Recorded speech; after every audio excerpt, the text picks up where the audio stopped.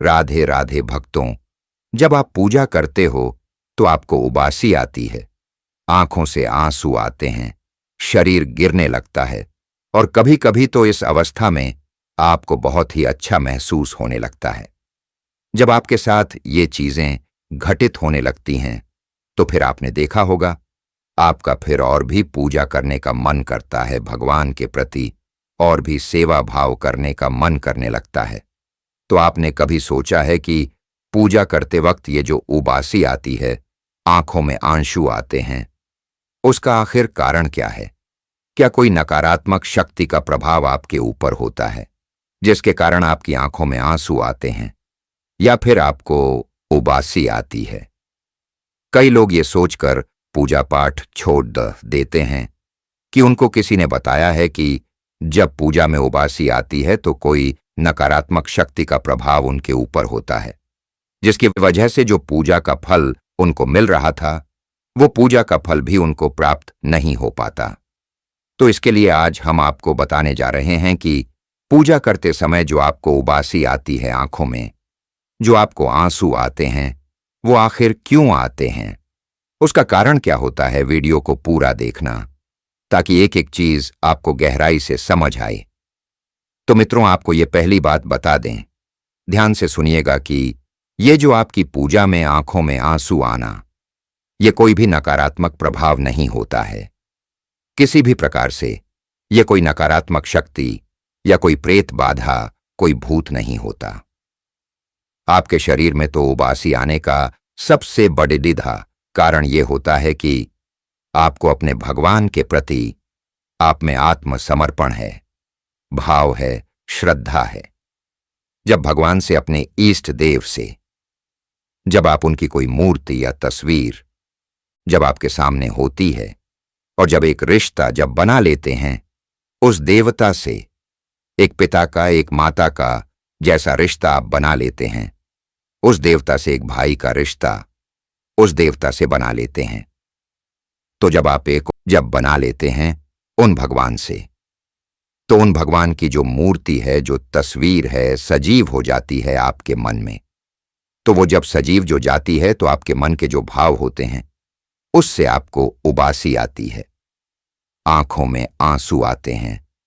मन के जो भाव होते हैं, यूं कहें कि मन में श्रद्धा उत्पन्न हो जाती है उस देवता के प्रति, क्योंकि आप अपने मन की जो बातें हैं, जो आप किसी से नहीं कह सकते हैं, वो उन्हें बताते हैं। अपने मन की एक बात आप ऐसे रख देते हैं जो भी आपके मन में है, या फिर आप नहीं भी कहते हैं तो भी आपको एहसास होता है कि उनको सभी बातें पता हैं। और इसके साथ ही बहुत सारे लोगों के साथ ऐसा भी होता है कि जब उनको उबासी आती है, आंखों में आंसू आते हैं, तो जब वो अपने इष्ट देव के सामने उस परेशानी को रखते हैं तो उसका हल भी जो है उनको अपने दिमाग में मिल जाता है। जो आपका भाव होता है, जो आपकी श्रद्धा होती है, वो श्रद्धा भी आपके साथ ही आपके मन में उस देवता की प्रति इतना भाव उत्पन्न होता है कि आपके मन में आंसू आता, अपने देवता के सामने रोने का आपका मन करता है। और वहीं जो उबासी आती है उसके भी कई कारण होते हैं, मगर वो सभी कारण भी सकारात्मक कारण होते हैं, उनमें नकारात्मक कारण कोई भी नहीं होता है। तो जब आप ध्यान केंद्रित करते हैं अपने आज्ञा चक्र पर, आप जब ध्यान केंद्रित करते हैं या फिर आप किसी बिंदु पर ध्यान केंद्रित करते हैं, तो बहुत सारे ऐसे विचार हैं जो उस वास्तु या फिर चक्र पर, आपके आज्ञा चक्र पर हमेशा घूमते रहते हैं और फिर उनसे आपको अलग अलग चीज दिखाई देती हैं। जो आपके विचार होते हैं, आपके सगे संबंधी, उस पुरानी बीती घटनाएं, पैसों की कमी, ये सब दिखाई देती हैं और सुने देती हैं। और जब आप धीरे धीरे ध्यान लगाना शुरू करते हैं तो फिर एक ऐसी अवस्था आती है कि जब आप अपने आज्ञा चक्र पर पूर्ण रूप से ध्यान लगा पाते हैं, तो मित्रों वो जो अवस्था आती है जब आपका ध्यान आपके आज्ञा चक्र पर पूर्ण रूप से टिक जाता है तो आपको उबासी आने लगती है। जब आपका ध्यान उस बिंदु पर लग जाता है, तो जब आप ध्यान लगाते हैं तो आपको उबासियां आती हैं।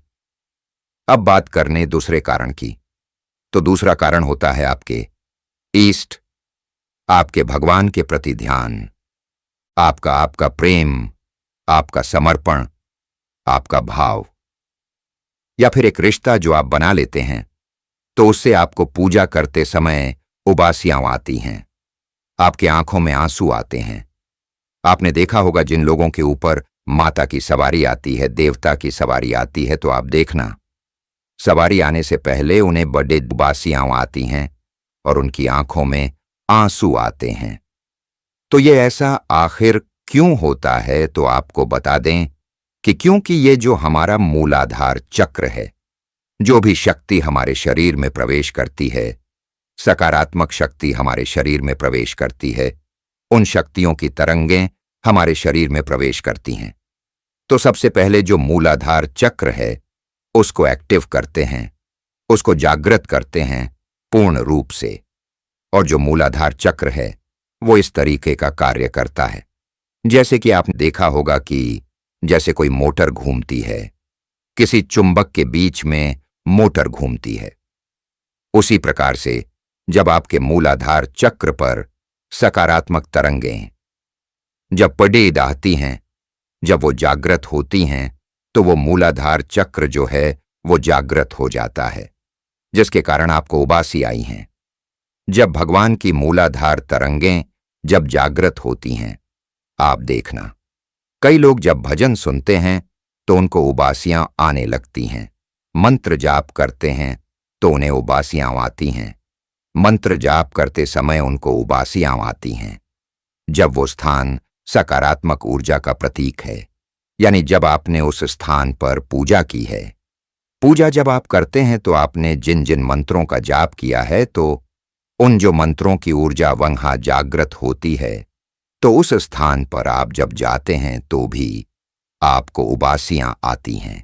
क्यों आती हैं? क्योंकि उस देवता की जो शक्ति है वो तरंगे हैं, वो उस मूलाधार चक्र को आपको आकर्षित करता है, और फिर जब वो जागृत हो जाता है तो आपको उससे उबासियां आती हैं।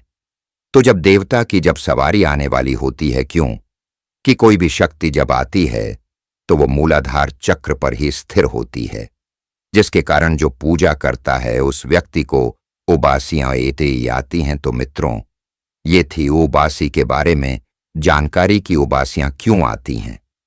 बाकी बहुत से ऐसे कारण हैं जो हमारे साधना मार्ग में अनुभव के आधार पर या फिर साधना के आधार पर आपको बताए जा सकते हैं कि आपको उबासियां क्यों आती हैं, अलग अलग प्रकार से। जैसे सपने होते हैं और सपनों का जो अर्थ निकलता है, उसी आधार पर इन चीजों को अर्थ जो है वो अलग अलग निकलता है। पर मेन जो होता है कि जो कोई साधक है, जो भगत है, जो मंत्र जाप कर रहा है, उसे उसके उबासी आने का कारण सकारात्मक ऊर्जा ही होती है, नकारात्मक ऊर्जा नहीं। जब आपका मूलाधार चक्र जागृत हो जाता है तो आपको उबासियां आना शुरू हो जाती हैं, और मूलाधार उन्हीं व्यक्तियों का जागृत होता है जो नियमित पूजा पाठ करते हैं, या फिर नित्य मंत्र जाप करते हैं, या फिर रोज ध्यान करते हैं। उनका मूलाधार चक्र जागृत होता है।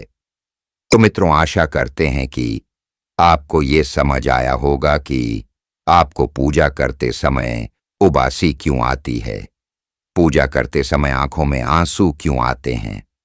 अगर समझ आया हो तो बस इस वीडियो को एक लाइक जरूर कर दें और कमेंट में अपने इष्ट देव, जिसको आप बहुत मानते हैं, जिसकी आप नित्य पूजा करते हैं, उनका जयकारा जरूर लगाएं। और साथ ही चैनल पर पहली बार आए हैं तो चैनल को भी सब्सक्राइब कर दें। धन्यवाद। जय श्री राधे।